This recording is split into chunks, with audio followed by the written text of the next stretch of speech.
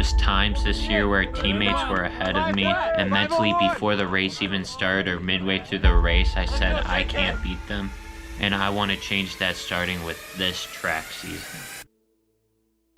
Hello everybody and welcome to a JK Running Productions video. If you guys are new here to this channel, on this channel I document my running journey. I show you guys my workouts, my races, my runs. So if you're interested in seeing any of those types of videos, make sure to hit that subscribe button below. With that everybody though, today's video is going to be a race video. I'm racing the 5K. My outdoor season so far, I raced the 10K, first outdoor race of the year, ran 34:23. I was very happy with how that race went. Last week I ran a 5K, ran 16:13 or 16:14. Not my best race. I wasn't super happy with how that race went, so I'm hoping to run a way quicker time. I think I'm in sub 16 shape. I think I'm in well under sub 16 shape, but I just have to put it together on the day, have to put the result together on the day. It's been a pretty mentally tough week for me. I'm a little bit mentally drained. It's been a tough week of training, and then school has been pretty tough this week. I've had 2 exams this week, and then I got exam right at the start of next week. But putting that aside, I'm just gonna try and lock in for this race. I just gotta lock in for 16 minutes. I'm excited to have some good competition in this race too. There's a lot of people right around what I wanna run. But with that everybody, it's probably about 10 hours before the race, 12 hours before the race. I got a full day of classes, so I will check in at the end of those right as I'm about to head to the meet.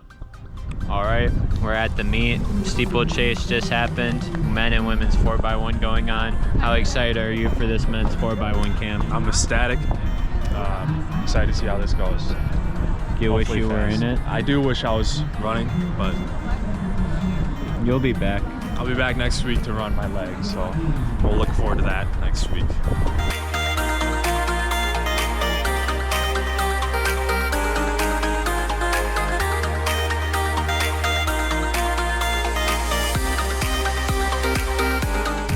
So men's 1500 up next. Who you got winning between Pat, Ryan, and Dave?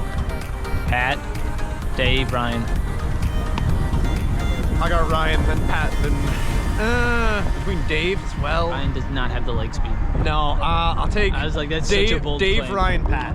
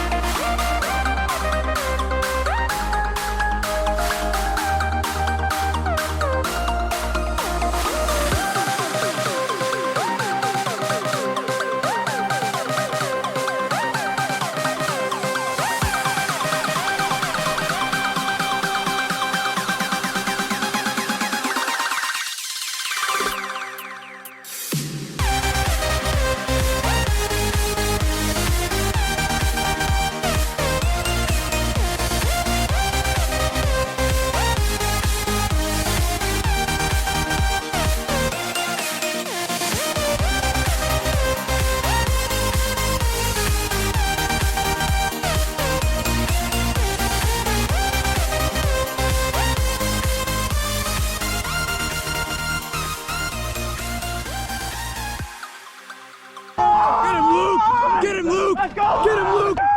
Come on! Come on! Let's go there! So everybody, as you can see, I'm back in my dorm room. Want to break down the race for you guys before signing this video off. Overall, guys, gun goes off. First mile, I'm feeling actually pretty good. I was really excited looking at the heat sheet, seeing there were a bunch of guys that were right around the pace range, right around the goal time that I wanted, which was sub 16. So my main goal was to just stay with them. The first 400, we were all in a pack. It was pretty bunched up, and I want to say the first 400 was around 73, but I feel like after after that, it was right in between 74, 75s. That was what the first mile was. I don't know the exact split. I don't remember it off the top of my head. And then after that first mile, I'd say around 2K, a little after 2K, that's when I fell off from that sub 16 group. Mentally, I was a little fatigued because, as I said in the intro of this video, I was mentally drained going into this meet. So that's when that kind of caught up to me. But mentally, I flipped a switch and I became a lot more engaged about the race after I came through the 2 mile in 10:13. And at that point, I was like, sub 16 is still a possibility. I just got to stay focused, try and pick this pace back up. And that's what I did. The 3rd mile pace doesn't necessarily represent the mindset change, but I was mentally, I was like, okay, there's a chance, just keep going. The last mile, I was trying to catch some people. There was, I think, 1 or 2 guys maybe falling off. There was one guy for sure from Ripon. I caught him, I want to say, with 200 left to go. I came through the 3 mile in 15:34,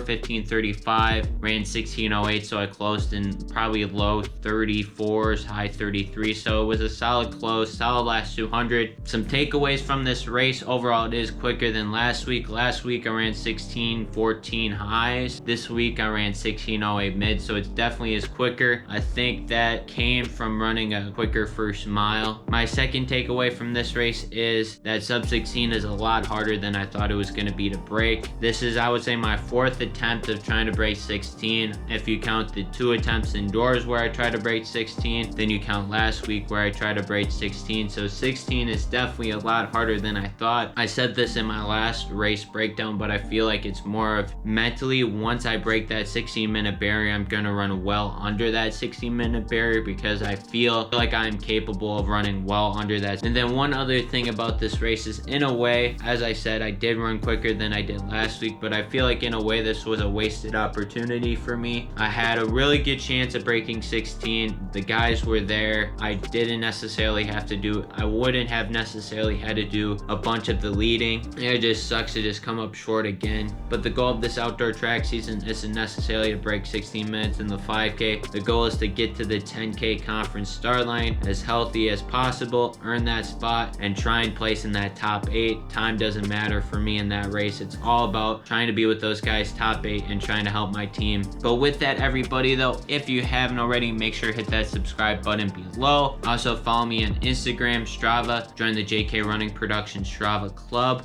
With that, though, I'm gonna sign off like I always do. The grind never stops.